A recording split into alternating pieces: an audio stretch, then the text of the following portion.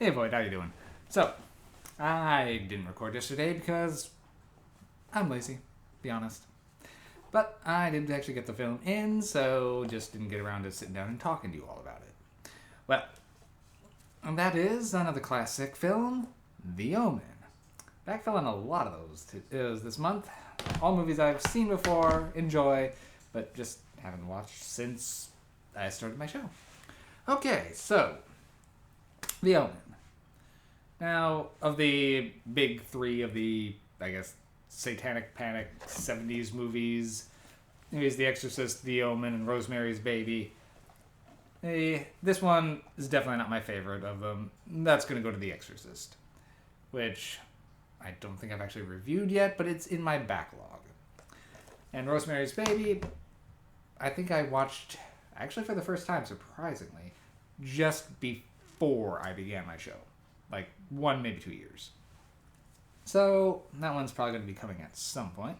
But this one's not my favorite. But it's actually, this is probably number 2 of those 3. So, The Omen, it's an interesting little film, especially like nowadays. This one definitely doesn't pack the same punch as it did back in the 70s. A lot of the Satanic Panic ones don't.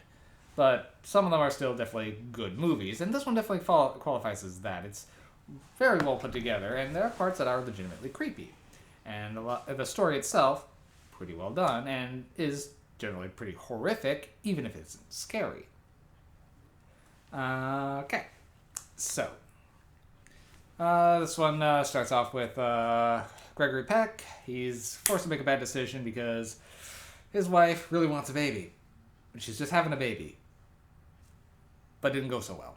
So, despite then because of the stillbirth, he does have an option of there was a child that was born whose mother also just passed away. However, so he could switch and give his wife a baby. She'll be happy. Never need know that it didn't go so well. And that goes pretty well until it doesn't go so well. Now, round about young Damien's 5th birthday. Well, his nanny, who he was pretty close to, gives him a awkward birthday present of her suicide. So, and that kind of kicks things off into realizing something may be wrong with Damien, as his reaction to it was a little odd.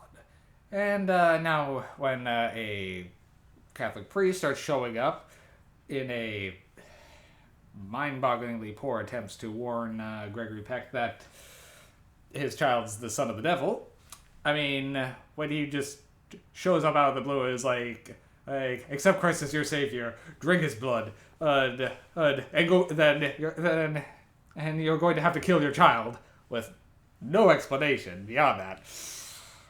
Doesn't go so well. And on the second meeting, when he just starts reading ominous revelations-based poetry, again, not helping. So a lot of people's reactions to things are just a little odd in this one. Like Gregory Peck just, his reaction to the priest, essentially sounding like he's threatening his wife, saying, your wife's gonna die because revelations. Gregory Peck's reaction is just... it's out of context, it's kind of silly.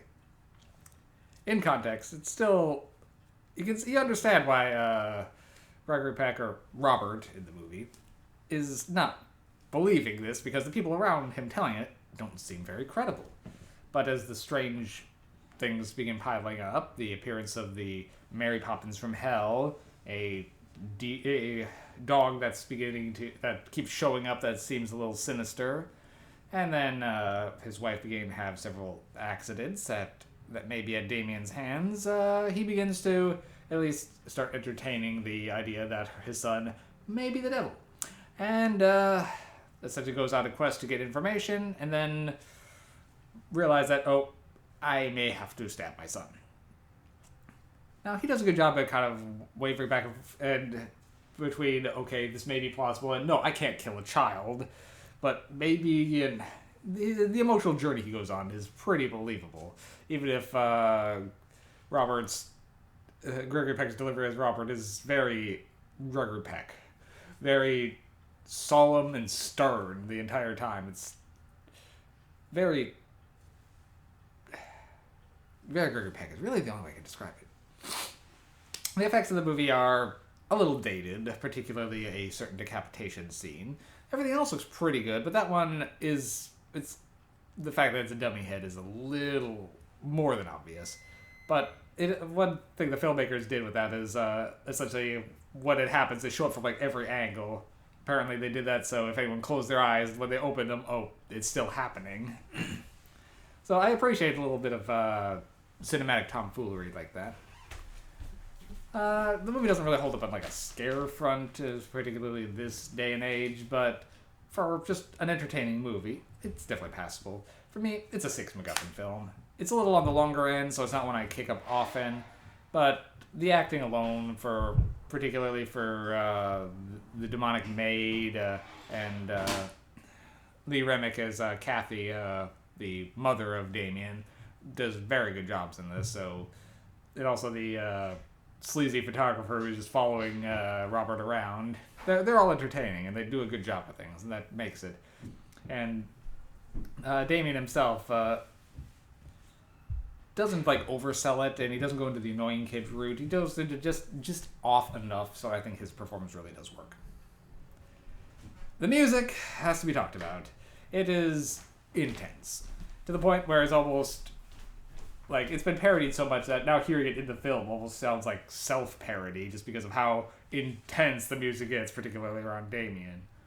But it's like chilling and it grabs your attention, but it's just so strong that it's almost to the point of tongue-in-cheek, almost. Well, The Omen, 1976. It's worth seeing, definitely. It did have a 2006 remake, which I saw one time and can't recall what I thought of it, so I might review that at some point. But the original, still worthwhile. Alright, all on this one, and see if I can get today's review put up soon. I'm not going to get a backlog on these. Trying not to. See you guys.